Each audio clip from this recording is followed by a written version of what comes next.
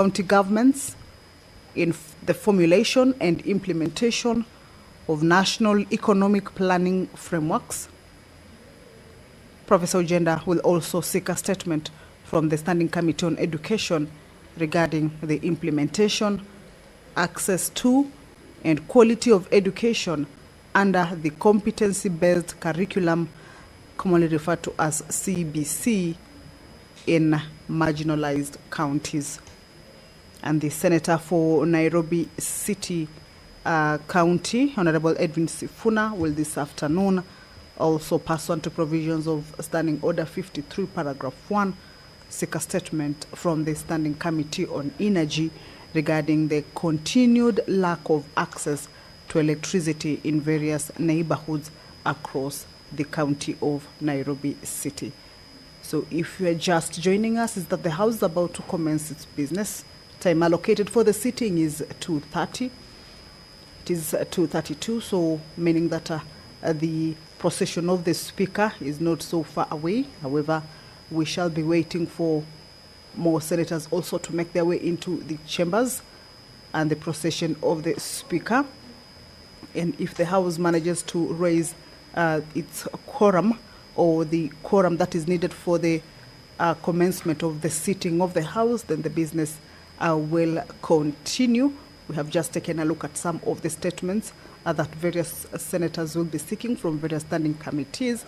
And you will recall that during the Wednesday morning sitting, the House failed to raise the quorum after the lapse of the 2 rounds of quorum bells, 10-minute quorum bells, and the House did not manage to raise that much-needed quorum, leading to its adjournment, of course, until the next sitting, which is this afternoon at 2:30 in the p.m.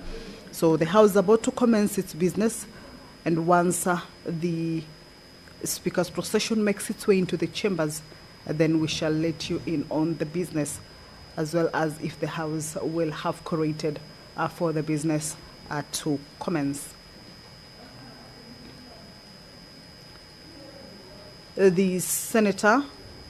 The nominated Senator Karen Nyamu, this afternoon also has a statement. This is with regards to the installation of CCTV cameras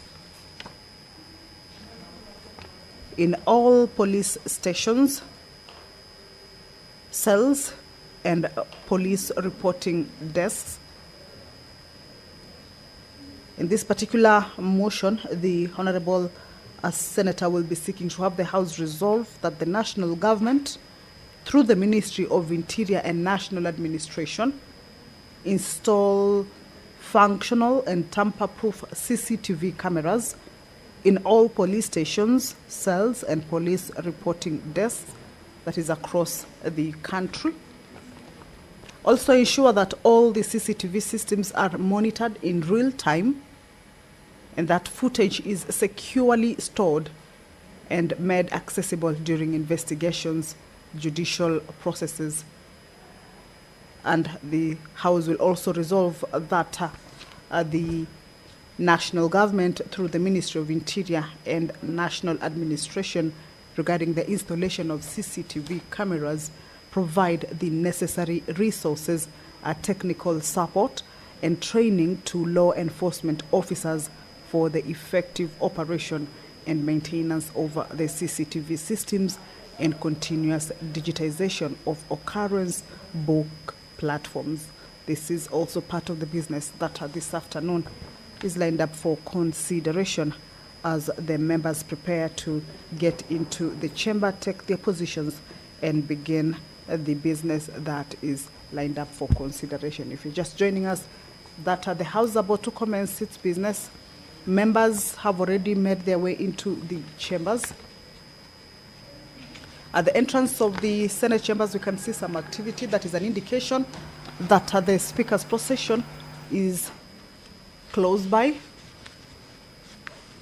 And that is the procession of the Speaker. Ahead of it is the mess, that is the Speaker of the Senate, Honorable Amason Jeffa Kingi. He will be presiding over this afternoon sitting. Allow me to hand you over to this live broadcast brought to you by PBU in partnership with KBC. Good afternoon. Na tuombe. Ewe Mwenyezi Mungu, tunakusihi ututazame kwa neema nyingi na baraka, sisi watumishi wako ambao mmeridhika kutuita kwa nyadhifa za uongozi katika jamhuri hii yetu. Tunakuomba tuwajalie tuyatende na kufikia mambo yote atakayofikishwa mbele yetu kwa njia ya haki na uaminifu, ili kustawisha amani, ufanisi na heri ya nchi yetu na wale ambao haja zao umezikabidhi mikononi mwetu. Amen.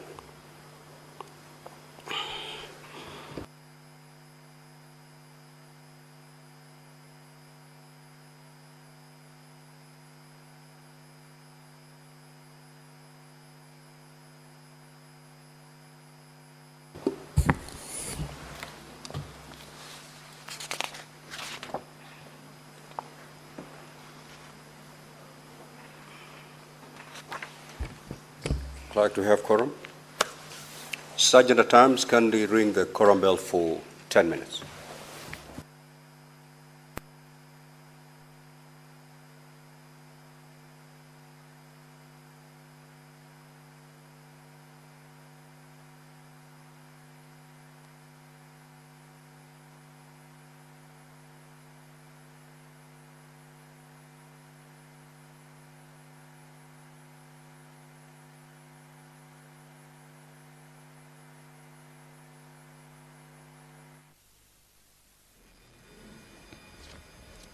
The prayer has been said and the chair taken. However, the business or the sitting of the Senate cannot commence yet due to a quorum hitch, as directed by the Speaker, that the quorum bell be on for a period of 10 minutes, as provided for in the House Standing Order 39 and 40. At the commencement of a sitting of the Senate, at least 15 senators shall be seated inside the chambers or present in the chambers. If that is not the case, then that would mean that the House has not quorated for it to be able to commence the sitting, and hence that particular quorum bell that is currently on. This is a sort of like an allowance or some room for the members of the Senate who may be within the precincts of Parliament, at least to hasten their steps and join their colleagues in the chambers to allow the House or enable the House attain that much needed quorum for the commencement of the sitting of the Senate. Remember, pursuant to provisions of the House Standing Orders, if that quorum is not raised at the lapse of the first round of 10-minute quorum bell and the second round, then the House risks being adjourned until the next sitting. That is what we saw in the morning, during the morning sitting, where the House failed to raise that quorum and it was forced to adjourn. And therefore, that means that the business that was lined up for consideration or to be transacted during that particular sitting was not transacted or was not considered. So we believe that this afternoon, that the senators will avail themselves and enable the House raise that quorum for it to be able to carry out with the business that is lined up for consideration this afternoon. We shall be keeping tabs with the numbers of the senators and also follow the direction from the Speaker on whether the House will have attained the quorum or not at the lapse of the first 10-minute quorum bell. Back to the business that will be transacted this afternoon. The members will be considering a motion by the Honorable Senator Richard Onyonka. This is with regards to the need to increase voter registration and polling centers in diaspora. And in this case, the Senate will be resolving that the Independent Electoral and Boundaries Commission, that is the IEBC, in collaboration with the Ministry of Foreign and Diaspora Affairs, to establish at least 100 voter registration and polling stations globally, in this case prioritizing high-density diaspora zones across North America, Europe, the Middle East, Africa, Asia, and Oceania, and progressively decentralize voter registration and polling services from embassies to community accessible venues to facilitate wider participation. Also, within this particular motion, the resolution will be that the IBC rolls out civic education and voter sensitization campaigns within diaspora communities through digital and local engagement platforms, and also that IBC to operationalize the additional polling stations in time, that is before the next general election cycle, and monitor them for transparency, efficiency, and effectiveness. The House is about to commence this sitting. However, there is a quorum hitch. The prayer has been said and the chair taken. But as provided for in the House Standing Order, at least 15 senators should be present in the chambers for it to be deemed to have quorated. That is the majority leader or the leader of the majority party, Honorable Aaron Cheriot, trying to find out whether the House has attained a substantive number of members inside. More members, of course, making their way into the chambers. And in a short while, I believe we shall be able to correct. Those are more members making their way. So once the Speaker directs or indicates that the quorum has been raised, then we shall let you in on the proceedings of the Senate. Back to the motion regarding the need to establish or increase voter registration and polling centers in diaspora. The resolution from the Senate will be also that the National Treasury, all right, let's listen in.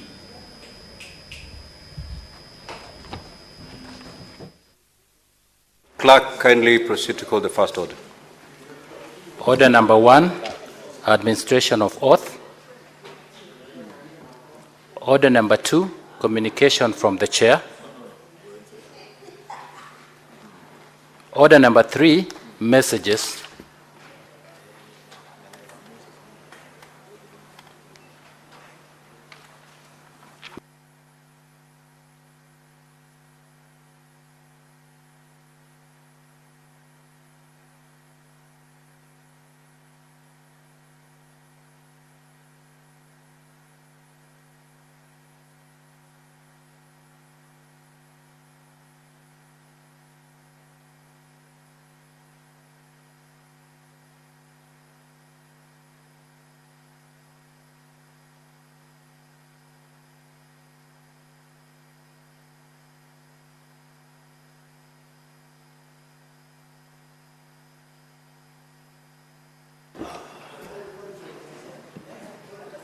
Order number 4, petitions.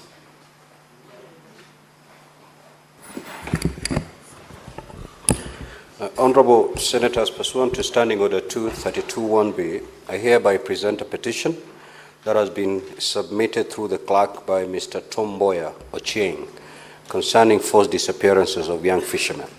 As you're aware, under Article 119(1) of the Constitution, and I quote, "Every person has a right to petition Parliament to consider any matter within its authority, including to enact, amend, or repeat any legislation." The salient issues raised in the said petition are as follows. 1, that the petitioner is the Chief Executive Officer of GapLink International, GLI, a non-profit making organization registered in Kenya in 2008.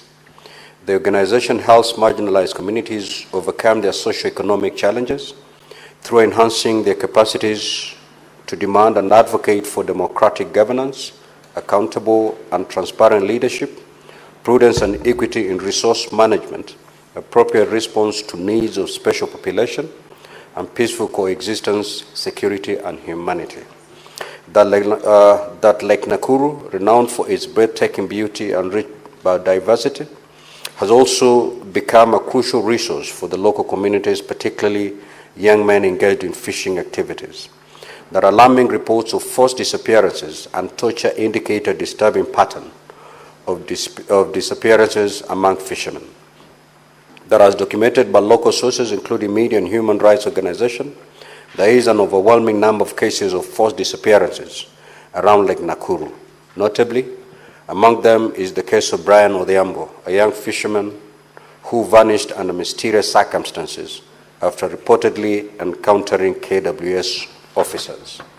That this situation has ignited fear and anger within the community, as many community members believe his case is not an isolated incident.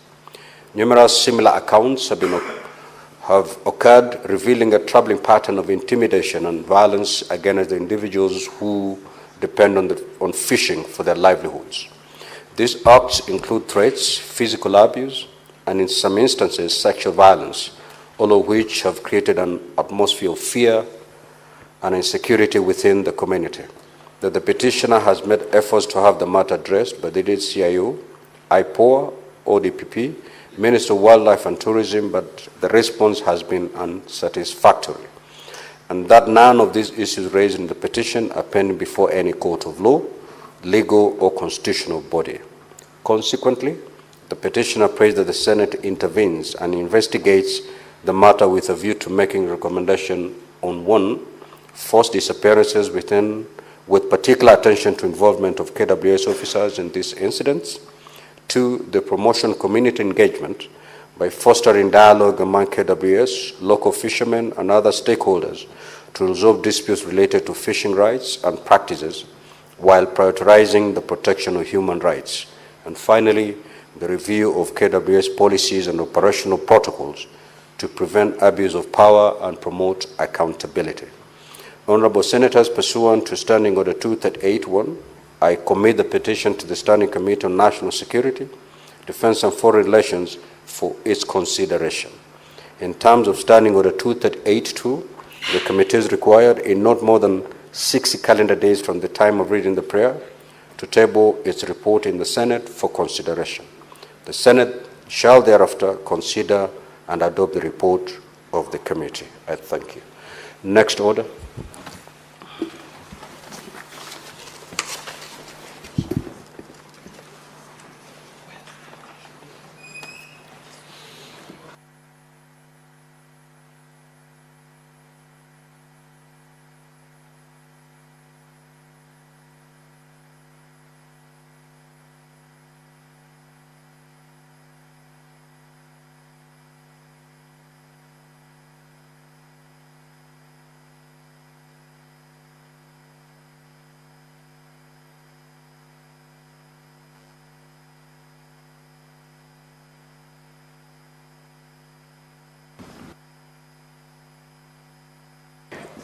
I have another petition to present.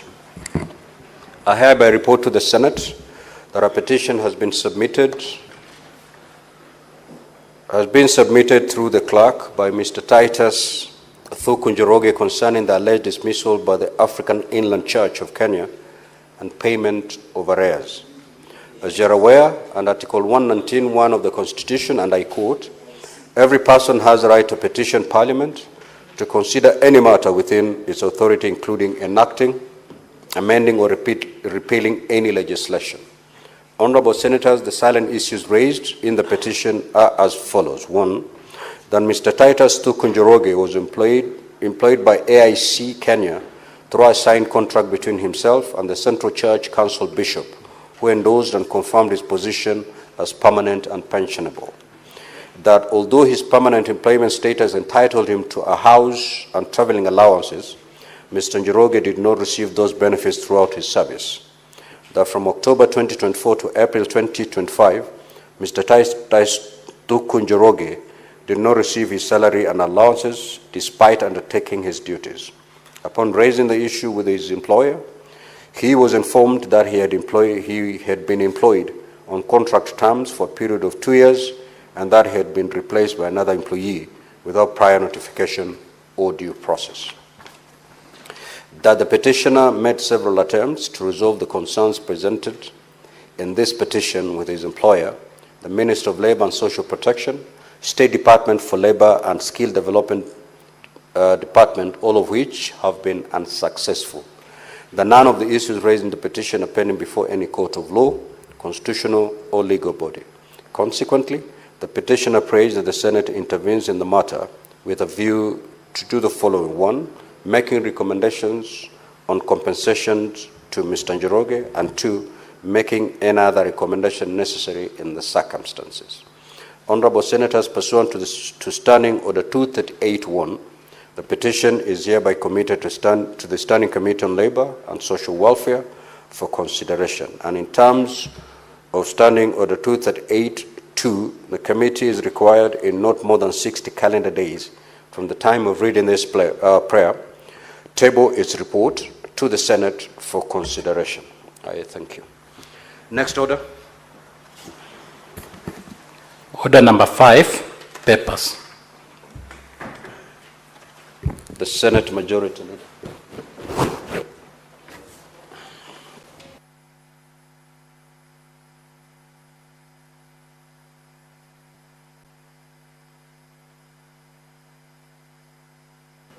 Mr. Speaker, I beg to lay the following papers on the table of the Senate today, 9th of July 2025. The annual report of the Parliamentary Service Commission for financial year 2023-2024, the graphic health warnings for tobacco products, legal notice number 1 of 7 of 2025, the county government's budget implementation review report for the first 6 months for financial year 2024-2025, biannual report of the Commission on Administrative Justice for period July to December 2024, and the county licensing uniform procedures regulation, legal notice number 91 of 2024. Mr. Speaker, I beg to lay.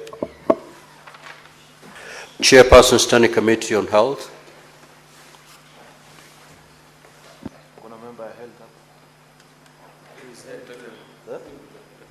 Okay. Yes. And you are the vice chair. I thought you were vice chair for trade. Okay, let me do it on behalf of the Health Committee. Mr. Speaker, I beg to lay the following paper on the table of the Senate. Today, the 9th of July 2025, this is a report of the Standing Committee on Health on its consideration of Community Health Promoters Bill, National Assembly Bill number 53 of 2022. On behalf of the Chairperson, Standing Committee on Health. The Chairperson, Standing Committee on Trade, Industrialization and Tourism. Yes. Mr. Speaker, sir, I beg to lay the following paper on the table of the Senate today, 9th of July 2025.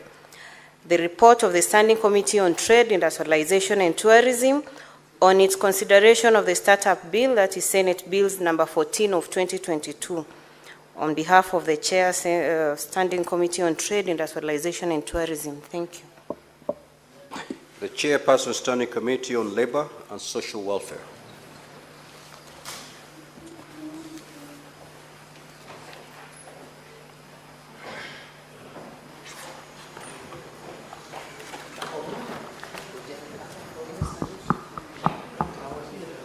The report on petition concerning the failure by Kenya Breweries Limited, Kaplan and Stratton Advocates and Harrison Kinyanjui. Senator Morgo, when you're laying a paper on the table, you need to be at the dispatch.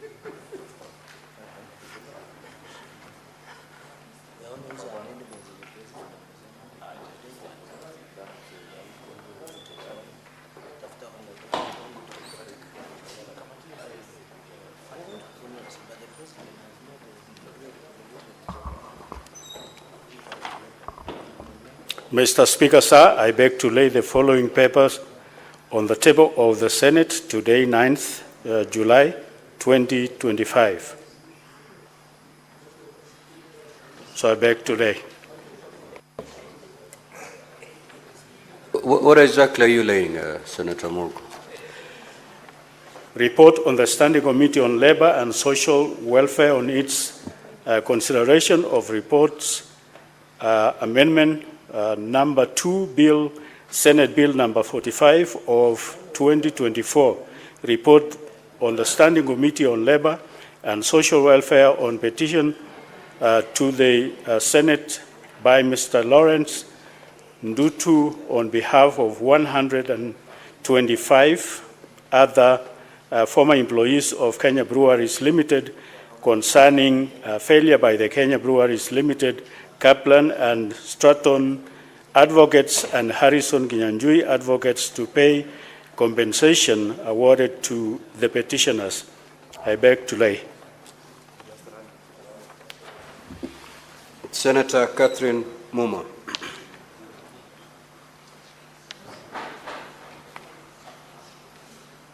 That is dropped. Senator Jackson Mandago.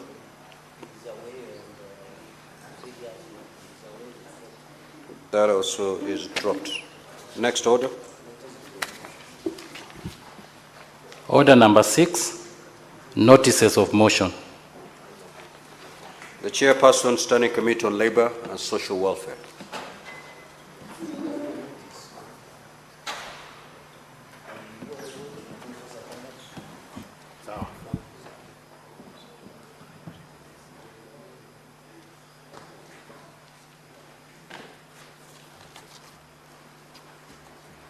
Mr. Speaker, sir, I beg to give notice of the following motion that the Senate adopts the report on Standing Committee on Labor and Social Welfare on petition to the Senate by Mr. Lawrence Ndutu on behalf of 125 other former employees of Kenya Breweries Limited concerning the failure by the Kenya Breweries Limited, Kaplan and Stratton advocates and Harrison Kinyanjui advocates to pay compensation awarded to the petitioners laid on the table of Senate on Wednesday, 9th July 2025. So I beg to lay. Senator Richard Onyonka. The business is dropped. Senator Karen Nyamu. The business is dropped. Senator Catherine Muma. The business is dropped. Senator Jackson Mandago. The business is dropped. Next order. Order number 7, questions and statements. Statement pursuant to Standing Order 53-1. Senator for Kitui County, the Honorable Enoch Wumbo.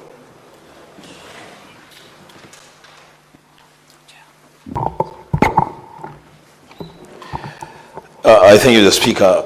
I rise pursuant to Standing Order 53-1 to seek a statement from the Standing Committee on Education on a matter of county-wide concern regarding the welfare of teachers serving in ASAL and other hard-to-serve areas in Kitui County. Mr. Speaker, sir, Kitui County is predominantly an arid region.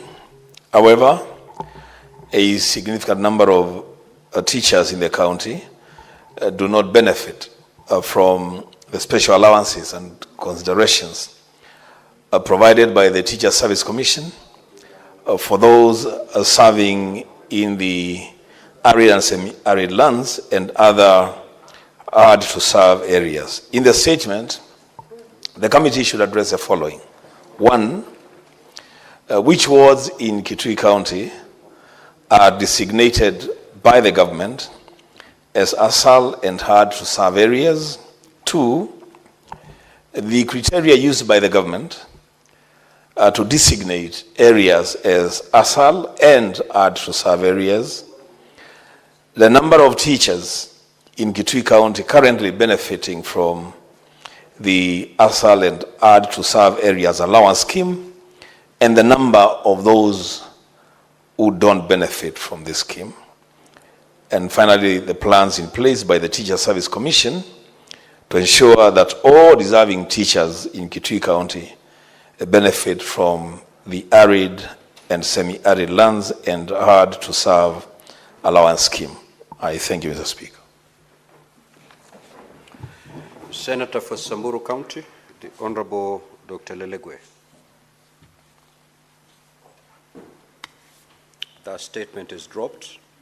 The Senator from Busia County, the Honorable Omtata. Mr. Speaker, sir, thank you for the opportunity. I rise pursuant to Standing Order 53(1) to seek a statement from the Standing Committee on Tourism, Trade and Industrialization on a matter of national concern regarding the move by the government to grant the Business Bay Square Mall in Eastleigh approval to import 500,000 metric tons of rice into the country. Mr. Speaker, sir, this development has raised concern about the impact of this decision on local rice farmers, the transparency of the quota allocation process, and the apparent bypassing of established regulatory institutions such as the Agriculture and Food Authority, brackets AFA, which under the Crops Act is mandated to oversee decisions related to food crop imports. In the statement, the committee should address the following.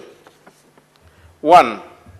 The criteria and policy justification used by the government to allocate the rice importation quota to Business Bay Square Mall, including whether the process was competitive and aligned with legal and regulatory frameworks such as the Crops Act and the Food Crops Regulations of 2019. 2. The role played by the Ministry of Trade in this importation and why the Ministry of Agriculture and the Agriculture and Food Authority, brackets AFA, were not consulted in a matter that falls under their regulatory mandate. 3. Assessment by AFA on the current domestic production and consumption levels of rice and whether a deficit existed to warrant this large-scale importation, especially in light of reports indicating that more than 5,000 metric tons of rice remain uncollected at the Mwea Rice Growers Multipurpose Cooperative Society. The measures in place to cushion local rice farmers from the adverse effects of such imports, including the budgetary provisions referred to by the Director General of AFA to procure excess rice from local cooperatives, and how this aligns with Kenya's agricultural policy priorities under the bottom-up economic transformation agenda, in brackets, better. 5. Impact of rice imports on local market prices and outline strategies being implemented to balance food affordability for consumers while safeguarding the competitiveness and sustainability of local rice production. Thank you, Mr. Speaker, sir. Senator for Kisumu County, the Honorable Professor Tom Ojanda.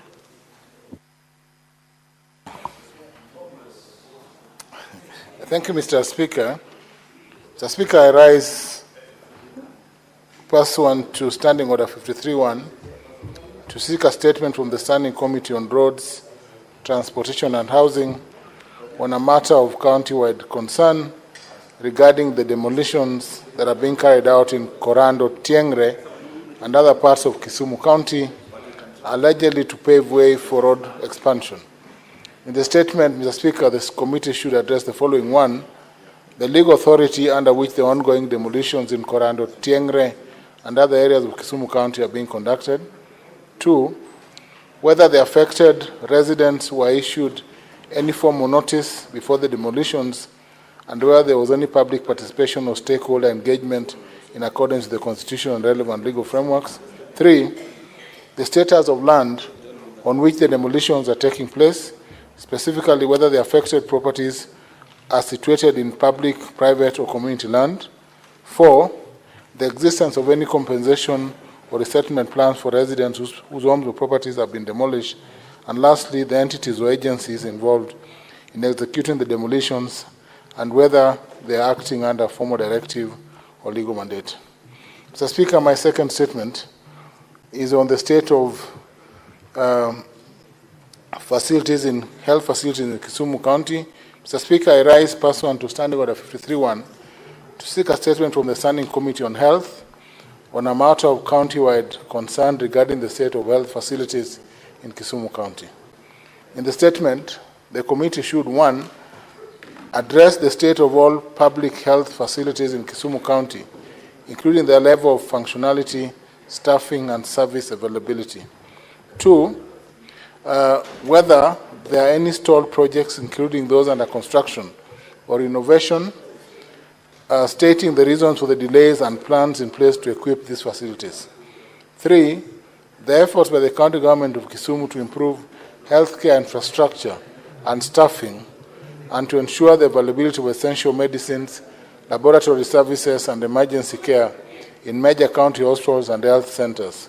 And lastly, where the county government has entered into any partnerships with any development partners to strengthen the county's health system. Mr. Speaker, my third statement is on the role of county governments in national economic planning. Mr. Speaker, these are statements requested under Standing Order 53-1 from the Standing Committee on Finance and Budget on a matter of national concern regarding the role of county governments in the formulation and implementation of national economic planning framework. In the statement, the committee should address the following. 1, the framework currently in place to ensure that county integrated development plans, CIDPs, inform and/or align with the national government's medium-term plan, the MTP, and overall development priorities outlined in the bottom-up economic transformation agenda, BETTER, and Vision 2030 in general. 2, how the Intergovernmental Budget and Economic Council, IBEC, and the National Treasury and Economic Planning ensure that national government's fiscal and economic policies reflect the needs of counties. 3, whether there are plans to strengthen the existing intergovernmental frameworks to institutionalize participation of county governments in national economic policy formulation consistent with the provision of Articles 6, 10, and 174 of the Constitution, and if so, obtain information on such plans. Mr. Speaker, my last statement is on access to and quality of education in the marginalized counties under the competency-based curriculum, CBC. Mr. Speaker, I rise pursuant to Standing Order 53-1 to seek a statement from the Standing Committee on Education on a matter of national concern, namely the implementation, access to, and quality of education under the competency-based curriculum, CBC, in marginalized counties. In the statement, the committee should address the following. 1, the progress made in rolling out the curriculum-based program, CBC, in marginalized regions, including adequacy of infrastructure and the availability of learning materials tailored to CBC requirements. 2, the challenges faced by schools in marginalized counties in effectively implementing the CBC, including issues relating to teacher preparedness and community awareness.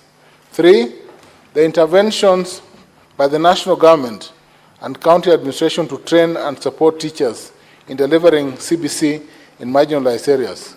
4, measures put in place by the State Department for basic education to ensure equitable access to CBC for all learners, with specific focus on girls, children with disabilities, and other vulnerable groups. And lastly, the strategies established to monitor and evaluate the quality and impact of CBC in marginalized counties to inform policy and guide resource allocation.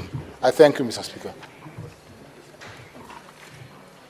Senator Eddie for and on behalf of Senator Sifuna.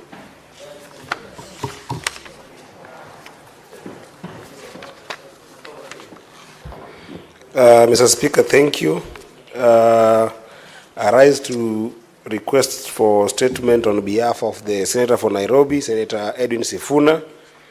And this is a statement, a request for statement on lack of electricity access in parts of Nairobi City County.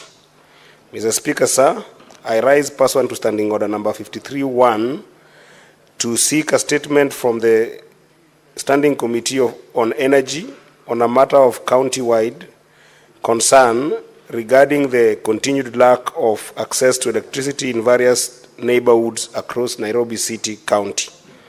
Mr. Speaker, sir, several areas across Nairobi continue to suffer from power deprivation, either due to prolonged disconnection, non-existence infrastructure, or unexpected neglect.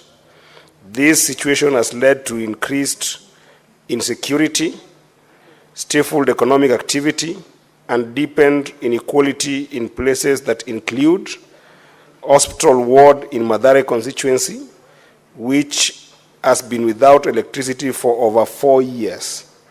2, Majengo Gorofani in Kamukunji constituency, which has been in darkness for 2.5 years, yet residents still receive Kenya Power bills. 3, Korogosho Ward in Roraka constituency, where, Mr. Speaker, the entire villages such as Gomongo, Ngunyunu, Gitathuru, Iridge, Grogon A, and Grogon B, Korogosho A, Korogosho B, and Nyayo remain unconnected. 3, Reri Gateway, Simba Cool Zone, and Bantu Zone in Kwaruben Ward of Embakasi South, which continue to live without any access to electricity. Therefore, Mr. Speaker, in this statement, the committee should address the following: the plans in place by the Kenya Power to reconnect electricity to Hospital Ward in Mathare constituency, which has been without power for 4 years. 2, the current status and timeline for reconnecting Majengo Gorofani in Kamkunji constituency, where residents have lived in darkness for 2.5 years, yet they continue to be billed. And lastly, Mr. Speaker, whether there are concrete plans by Kenya Power to connect the unserved villages in Gorogosho Ward, that is Gomongo, Ngunyunu, Gitadhuru, Highbridge, Grogan A, and Grogan B, Gorogosho A, and Gorogosho B, and Nyayo, and the areas of Reri Gateway, Simba Cool Zone, and Bantu Zone in Kwaruben Ward, Embakasi. The Senator for Nairobi, Senator Edwin Sifuna. I thank you, Mr. Speaker. Senator Haji.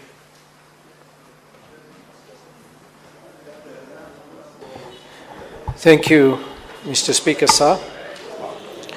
I rise pursuant to Standing Order 52-1 to make a statement on a matter of general topical concern, namely the outstanding performance by Faith Kipyegon and Beatrice Chebet at the Eugene Diamond League 2025 Prefontaine Classic held on 5th July 2025 in Eugene, Oregon, USA. Mr. Speaker, can I be protected? Order, honorable senators. May Senator Haji be heard in silence, please. Proceed, honorable senator. Thank you, Mr. Speaker, sir. Mr. Speaker, sir, Faith Kipyegon's victory in athletics is rooted in humility and determination. Born on 10th January 1994 as the 8th of 9 children to a modest family in Bomet County, she ran barefoot to school and began athletics at the age of 14. After excelling in a physical education PE race, even before owning her first spikes. Her early triumphs include edging out older rivals to claim gold at both the 2011 and 2013 World Cross Country Juniors. and clinching the 1,500-meter titles at the 2011 World Youth and 2012 World Junior Championships. Mr. Speaker, sir, as a senior, her track record over the years speaks volumes. 3-time Olympic champion in the 1,500 meters, Rio 2016, Tokyo 2020, and Paris 2024. 3-time world champion, London 2017, Eugene 2022, and Budapest 2023. Diamond League champion on multiple occasions, including memorable wins in Monaco, Brussels, and Paris. And 2023 world record treble, breaking world records in 1,500 meters, 5,000 meters, and the mile within just 2 months. Mr. Speaker, sir, reflecting on her record-breaking run at the Florence Diamond League, Kipyegon spoke warmly of the role competition played, noting how her rivals stayed with her in the chase. And I quote, Mr. Speaker, sir, Senator Cherargei is making too much noise. Reflecting on her record-breaking run at the Florence Diamond League, Kipyegon spoke warmly of the role competition played, noting how her rivals stayed with her in the chase. To be honest, she says, and I quote, "To be honest, the ladies were pushing me in the race, and that is what I wanted to motivate the younger generation to come and do even better," she said, moved by the sight of competitors gathering to cheer her on as she came around for her lap of honor. During the Eugene Diamond League 2025, in the women's 1,500 meters, Faith Kipyegon delivered a phenomenal performance by clocking an astonishing time of 3 minutes, 48.68 seconds, thereby breaking her previous record of 3 minutes, 49.04 seconds set during the Paris Diamond League in July 2023. This breathtaking feat reaffirms her dominance and relentless pursuit of excellence in middle distance running. What makes this achievement even more remarkable is that it comes just 9 days after she narrowly missed becoming the first woman in history to run a mile under 4 minutes, a feat she has long pursued and which remains within her grasp. But she still managed to achieve to run the fastest mile in history by any woman. On the same evening, Mr. Speaker, sir, Beatrice Chebet demonstrated sheer brilliance and tactical mastery to claim victory in the women's 5,000 meters. This was not just a win, but a historic achievement as she broke the world record, clocking an impressive 13 minutes, 58 seconds, 58.06 seconds, shaving more than 2 seconds off the previous record set by Ethiopia's Gudaf Segei in Eugene, Oregon in 2022. This made her the first woman in history to run the 5,000 meters under 14 minutes. Chebet's performance was described as a display of sheer brilliance and tactical mastery, as she led from start to finish, maintaining a blistering pace throughout the race. Mr. Speaker, sir, Faith Kipyegon and Beatrice Chebet, two friends who embody the very best of Kenyan talent, combining discipline, resilience, and unmatched skill. Their success in Eugene, Oregon reminds us all of the immense potential that lies within our nation when talent is nurtured and supported. These two remarkable athletes have once again lifted the Kenyan flag high on the global stage. Their achievements are a testament to Kenya's enduring legacy in athletics and serves as a powerful source of inspiration for the youth across the country. Mr. Speaker, sir, on my behalf, and on behalf of the Senate and the people of Kenya, I extend a heartfelt congratulations to Faith Kipyegon and Beatrice Chebet for their incredible victories. We celebrate them not only as champions of the track, but as role models for the entire nation. May they continue to shine and inspire future generations as they prepare for more global competitions. I thank you. Now, honorable senators, will come back to this order for purposes of getting comments from honorable senators.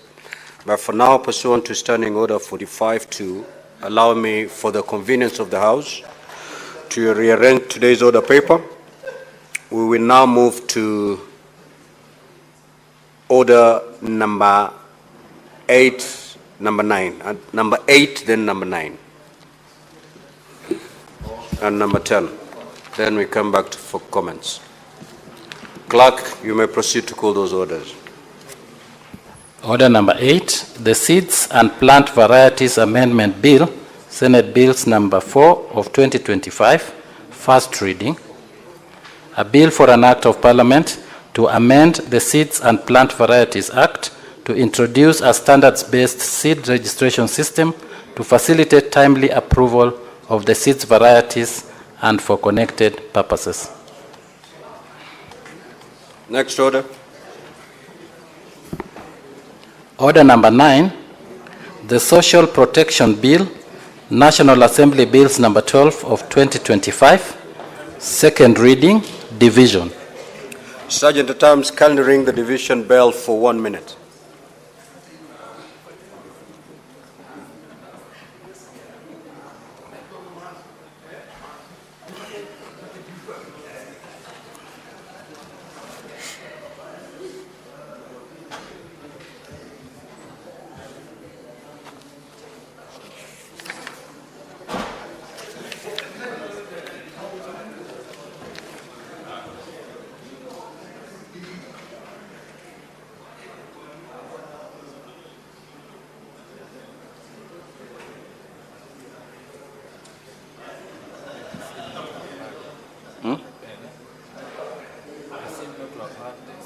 No, it's ringing.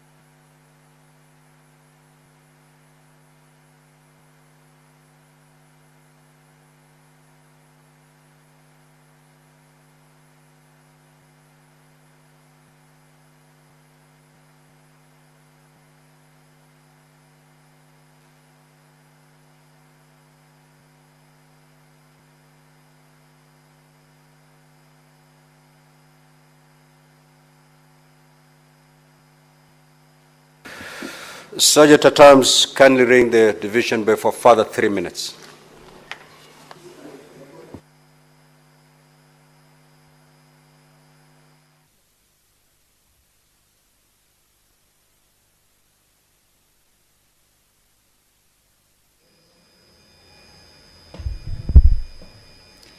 Well, the senators are about to go into division regarding the Social Protection Bill. This is a bill originating from the National Assembly. The Social Protection Bill number 12 of 2025, a bill that is co-sponsored by the Senate Majority Leader, Honorable Aaron Cheriot. This is a bill that is at its second reading stage, and the vote that they will be taking is that the bill be read a second time for it to be able to proceed into the next stage, that is it being considered at the Committee of the Whole.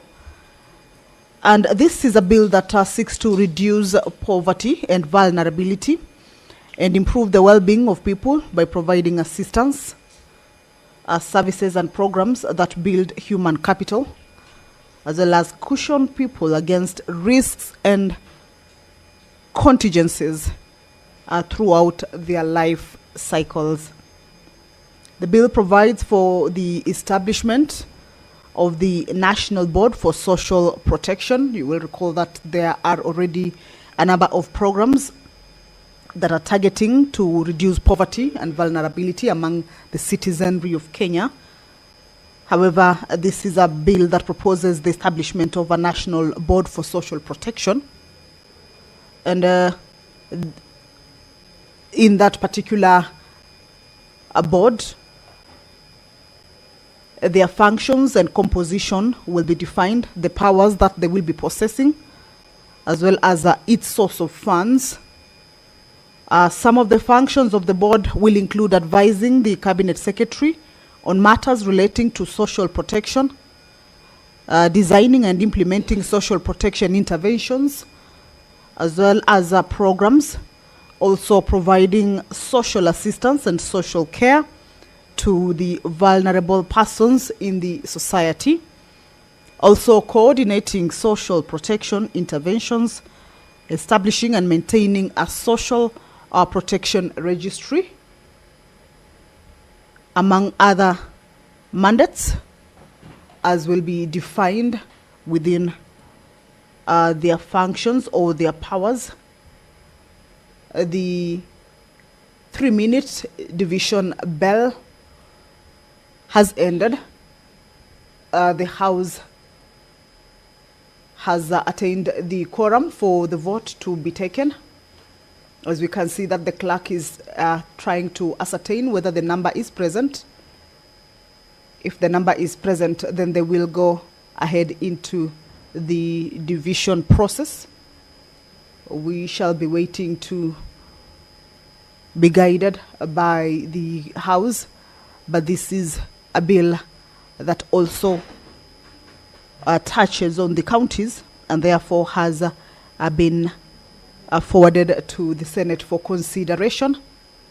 Debate already took place conclusively or comprehensively on the floor of the House. So the voting is for it to be read a second time and move into the next stage. The next stage, that is where, in case the members have any amendments into the bill, then they will be able to consider those amendments, proposals, and then they will also be shared back to the National Assembly for consideration. So we shall be waiting to see if the quorum is present for the division to take place. Then that would, without any further delay, continue. This is a bill that provides for the administration of social protection benefits as well. And it also outlines the categories of persons who may be granted social protection benefits, the types of social protection benefits offered under the Act, the eligibility criteria, as well as the procedure for applying for the benefits. It also provides for the reviews and appeals against the decisions of the board, the rights and obligations of beneficiaries, the consequences of abusing social protection benefits, and the circumstances under which social protection benefits may be terminated or refunds made to the board. Also provides for the review of social protection benefits, the indexation of social protection benefits, and the establishment of a social protection registry. This is a bill that is on the floor of the Senate, a bill that seeks to reduce the poverty and vulnerability of persons in the society and improve their well-being by providing assistance, services and programs that build human capital and cushion people against risks and contingencies throughout their life cycle. There are already programs. However, in this particular bill, there is a proposal for the establishment of a national board for social protection. It will be defining the mandate that the board will be taking, its composition, and the powers and the sources of funds as well, so that as they carry out the mandate that is bestowed on them, then accountability and transparency shall be adhered to regarding that. The bill also provides for offences, and in the offences created under the bill, this bill include the prohibition of obstructions, the prohibition of persons from giving false information, as well as unlawful disclosure of information. All right, let's listen in. For order number 9, we will move to order number 10, and thereafter maybe come back to order number 9. Clerk, proceed to call that order. Order number 10, Committee of the Whole, the Conflict of Interest Bill, National Assembly Bills number 12 of 2023, consideration of His Excellency the President's recommendations.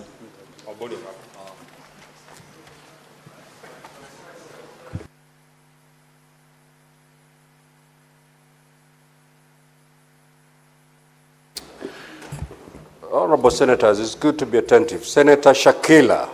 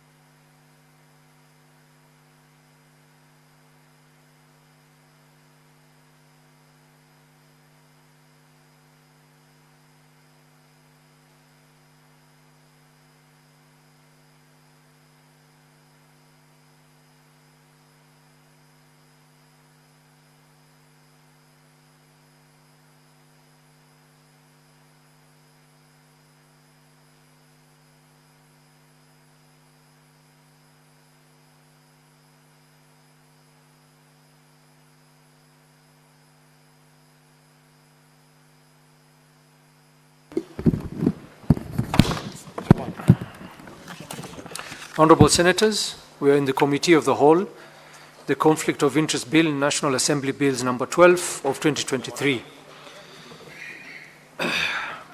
President's recommendation on clause 2, Clerk. President's recommendation on clause 2. I propose the question that the President's recommendation on clause 2 be approved. Chairperson Jelak.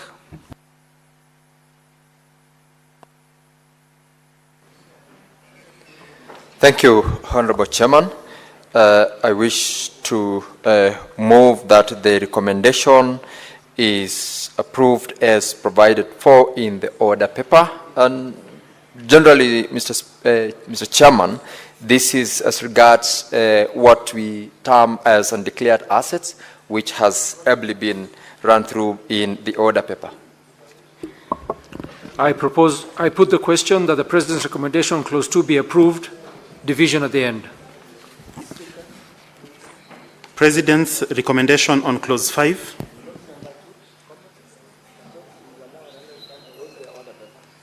Senator Cherargei, I've already put the question. Cherargei, I've already put the question.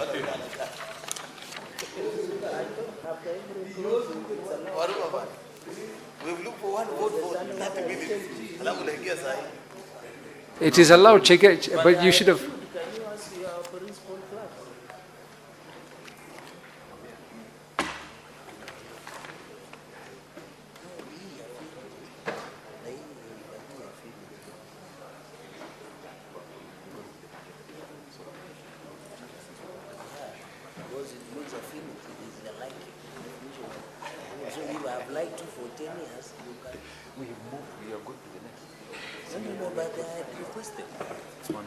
Senator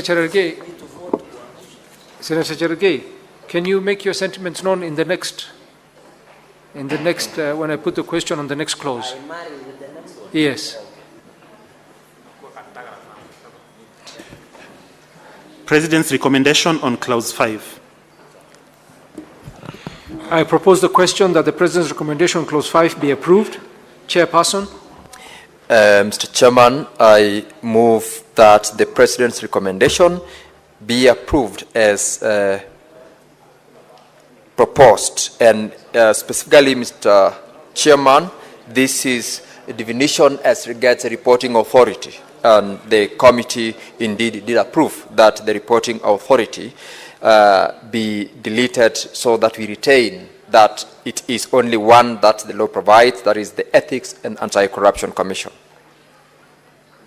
Senator Cherargei. Mr. Speaker, on these clauses, on the clause, can the mover sit? Mr. Speaker, can the mover sit as I speak? Is violating standing orders where you cannot see me. So, Speaker, mine is a comment on the issue of affinity. You know the definition of affinity. I have seen that relative means a person who is related to a public officer by birth, marriage, adoption, or affinity. Mr. Speaker, I think we should drop the word affinity because the definition of affinity in English language, the Oxford Dictionary, means the liking of a person.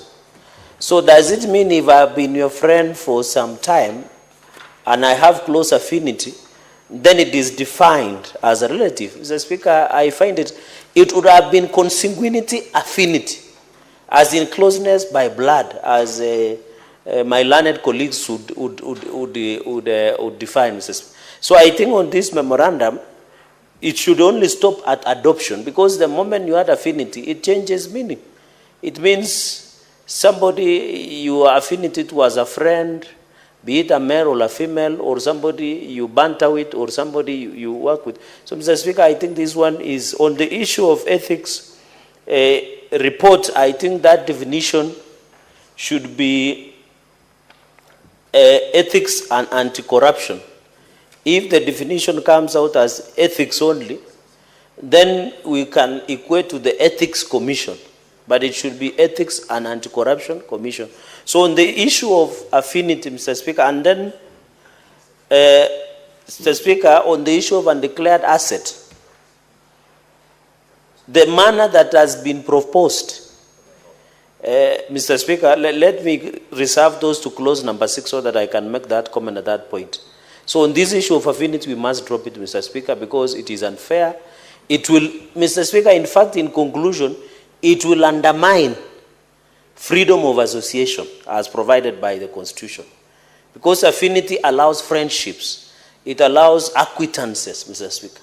So if you say we cannot, if a public officer is found to have committed an economic crime, Mr. Speaker, it means those people close to him, associates, which is not properly defined by law, can be run into problems, therefore undermining the principle and the freedom of association as per the Constitution. So in it is a nullity, so to speak. It's a nullity. And I hope the chairperson of JLAC is listening this keenly. It is dangerous because the moment we come for you, God forbid, for Senator Haji over an economic crime, it means friends like Cherargei can be in trouble.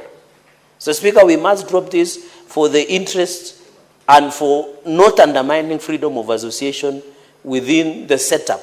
And we also, you know, families, Mr. Speaker, are so huge in African setup. In fact, I have many cousins that the last time I saw them was years and years. So, Mr. Speaker, that is only my worry. On the issue of undeclared assets, I'll come back on clause number 6. I thank you, Mr. Speaker, for the indulgence. Senator Mungatana.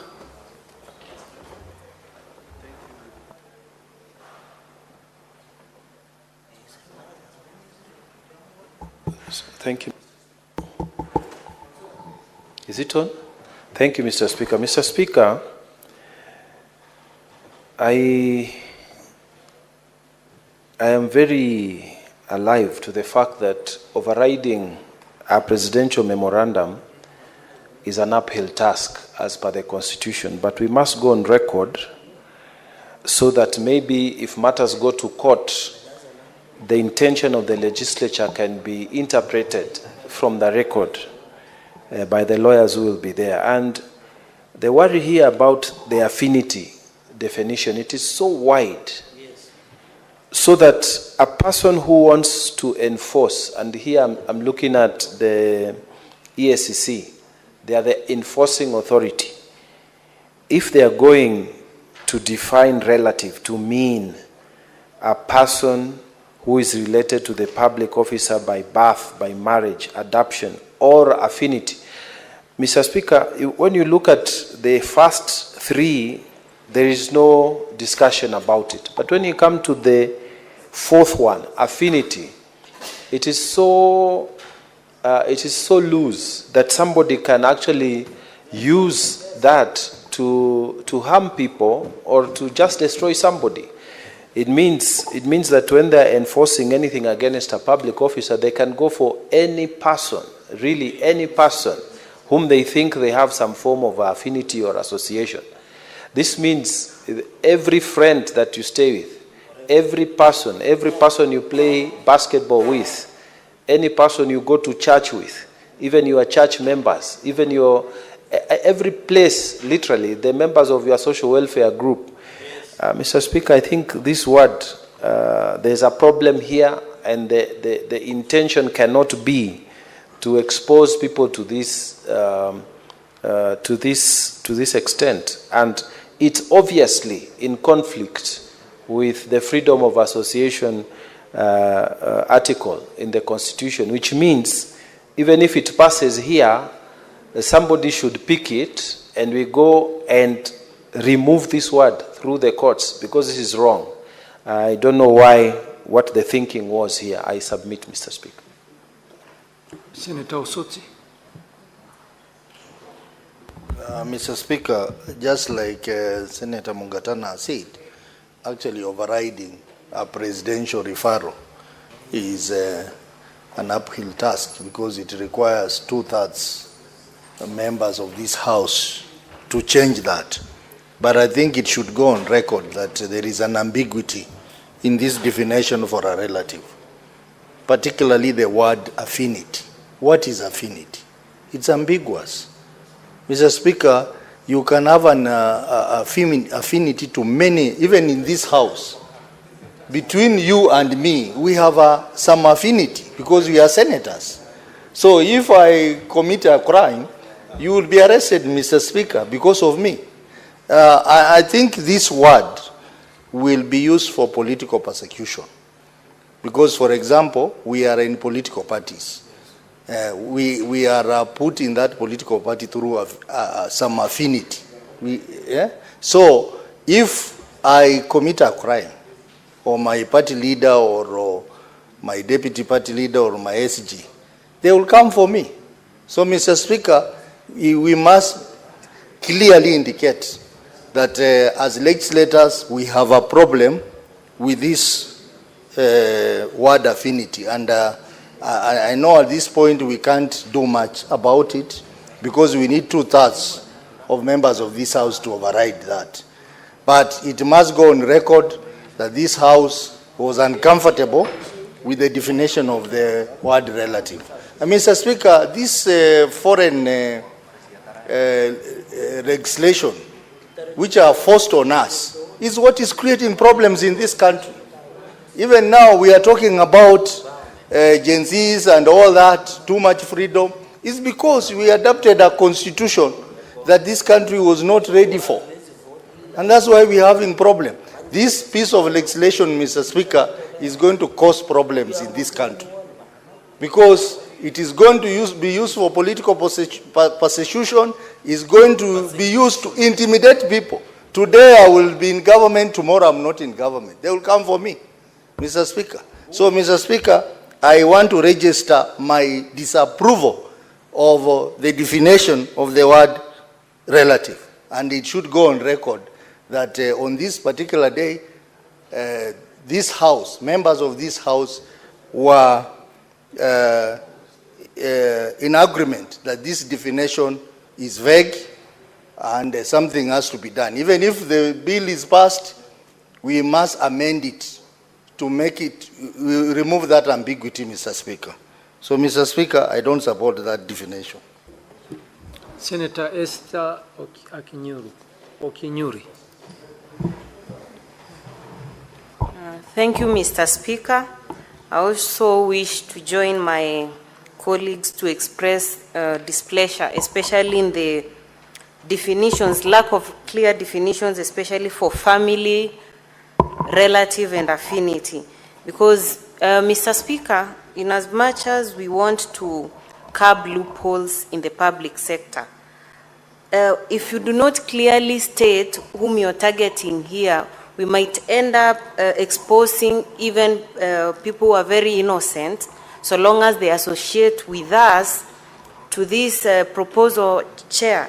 So I feel as a Senate, we need to keenly look at this, either by providing an alternative way of defining who is family to you, who is a relative, and affinity, who are these who are close to you that we want to target, Chair. So if we don't clearly define those three, we might actually expose very innocent people to some of the issues we are trying to curb, Chair. Thank you. Senator Mandago. Thank you very much, Honorable Chair. Honorable Chair, I want to join my colleagues on this matter of definition of affinity and the general definition of a relative and family, Honorable Speaker, Chair. The definition of family here, the spouse, dependent child, or parent of a public officer, a dependent child of the spouse of a public officer, or a parent of the spouse of a public officer. Relative means a person who is related to a public officer by birth, marriage, adoption, or affinity.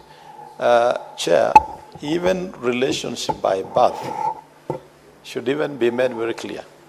Because in the African context of relationship by birth, my cousin brother, whose father is brother to my father, in the African context, is defined as being people related on one bloodline.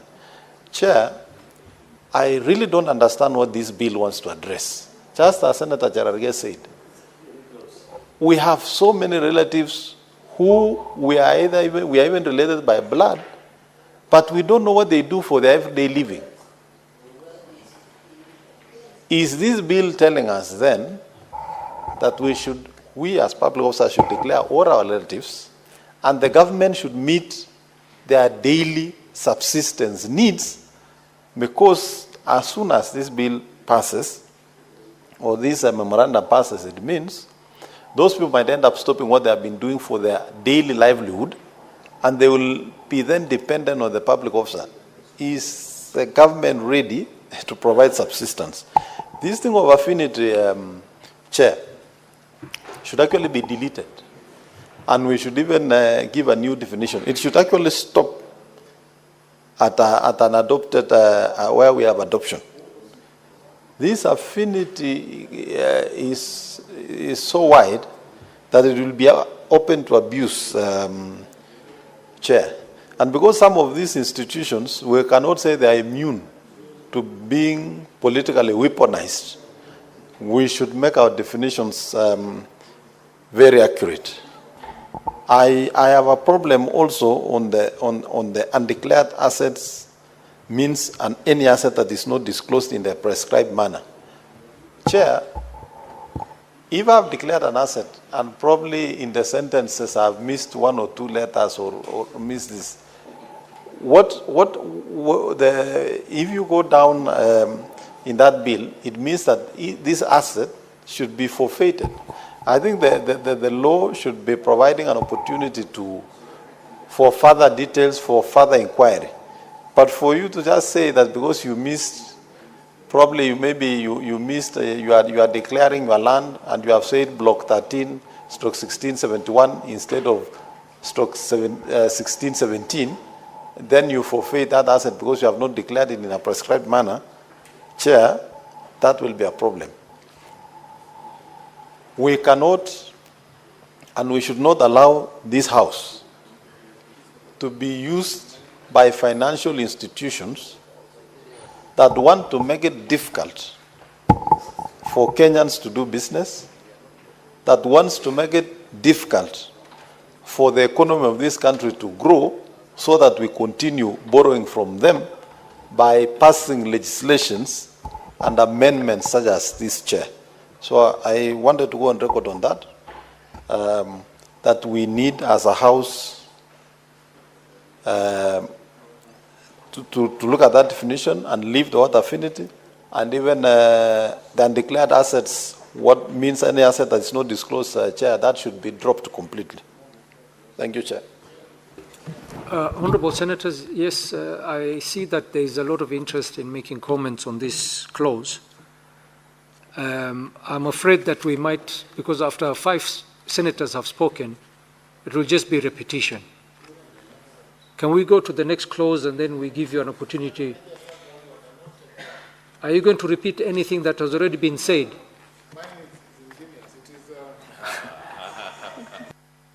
Senator Ojenda? Chair,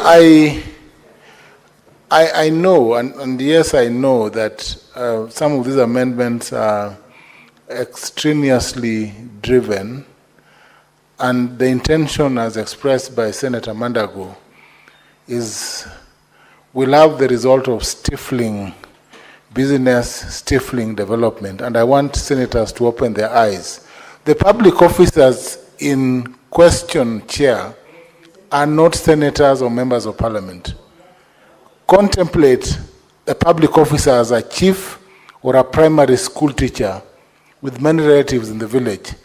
And that public officer, Chair, is supplying maize to a school or to a government office in the village. Now, Chair, most Africans do not even know who their relatives are, because we have extended relatives. So that definition is problematic because at times we cannot even define who our relatives are. And then lastly, I just want to, this is with a perspective, agree with Mandago. On the undisclosed assets or unnamed assets, either by error, perhaps negligence, or out of lack of valuation, you will lose an asset. Yeah, this is a serious thing. Senator Osot's concern is about the threshold, but we have a problem here. Yeah. The only way to make sure this does not pass is by denying ML quorum and walking out. Then now this will not pass. Senator Professor Ojienda, I was really looking forward to your ingenious submission, which I actually missed. Senator Abbas, I hope you are not going to repeat what has already been said. No, I'm not going to say that. Honorable Speaker, I think by nature nobody commits offense as proxy on behalf of somebody else, unless it's something somebody higher or these things. But in terms of, this, we have all our adults, and they carry their own crosses. So whatever your brother who don't even know where he is, maybe he could be in another world of the world, you could be somewhere else, it commits, then you cannot take responsibility for it, or your relative. So I oppose the amendment. Senator Navindu.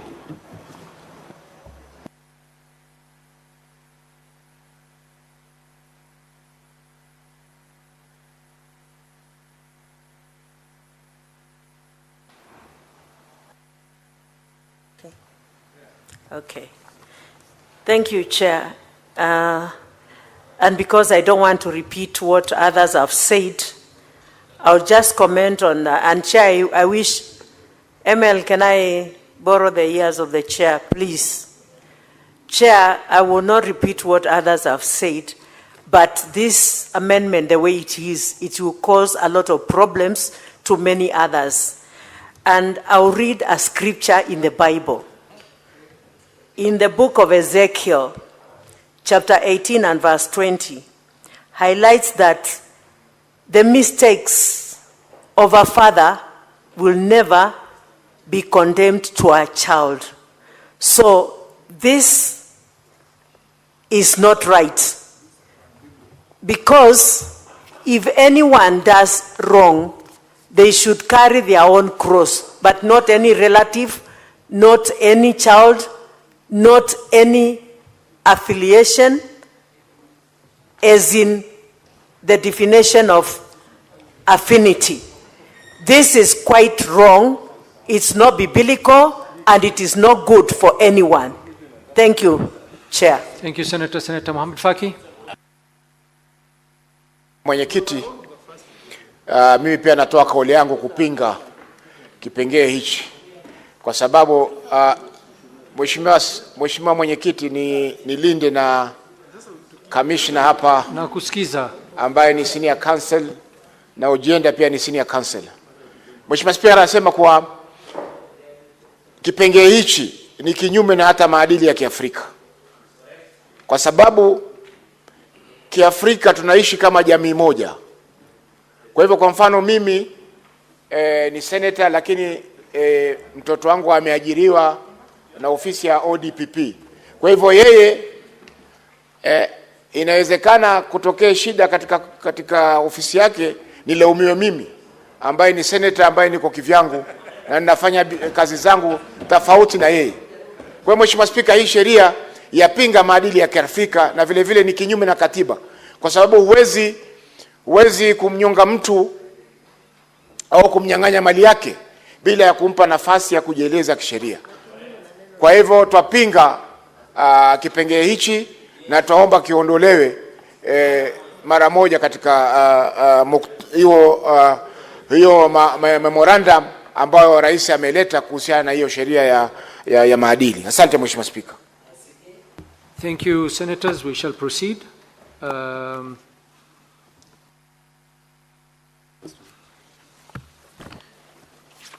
I put the question that the President's recommendation, Clause 5, be approved, division at the end. Next. President's recommendation on Clause 6. I propose the question that the President's recommendation on Clause 6 be approved. Chairperson. Thank you very much, Chairman. in the course of the committee's consideration of the recommendation or reservations under Clause 6, the committee indeed observed and agreed with the proposals that the Ethics and Anti-Corruption Commission be given the sole mandate to implement this particular act once it's passed, and the further recommendation that the committee made is in concurrence is that the reservations on this particular clause will need the strengthening of the technical and budgetary capacity and allocation to EACC in order for it to be facilitated to administer and effectively implement the provisions of this particular act. That is the impact of the committee's recommendation on the reservations under Clause 6. Thank you, Mr. Chairman. Senator Cherargei, will you be commenting on every clause? Okay, then let us also recognize that we are not debating, so you need to be brief. Please keep your comments in less than 3 minutes. Mr. Chairperson, you know you are not also immune if this comes to law. It will disrupt our daily lives. Speaker, institute proceedings for forfeiture or undeclared or unexplained. Mr. Speaker, this recommendation is very unfortunate. Because, Mr. Speaker, we are aware, either by error or design or default, either by KRA or EACC, when they are doing inventory of your assets, they can leave it unexplained, Mr. Speaker. We are aware of cases where the authority, Mr. Speaker, I wish the two senators, Mr. Speaker, they are blocking you, yet the standing orders is very clear that there should be no one between you and the Speaker. The table office, what is happening? Senior counsel, he just chatted in. He should go and relax and recover from jet lag. So, Speaker, he should institute proceedings from forfeiture of unexplained or unexplained, and is the former chair of EACC, Mr. Speaker. Mr. Speaker, you should be listening. You should be listening, senior counsel.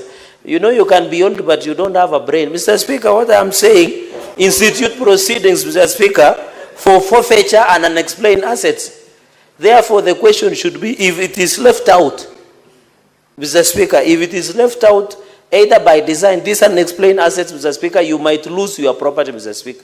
So I think this amendment, I go with the proposal by the Committee of JLAC on this particular amendment to this memorandum by His Excellency the President. I rest my case, Mr. Speaker. Senator Mugeni.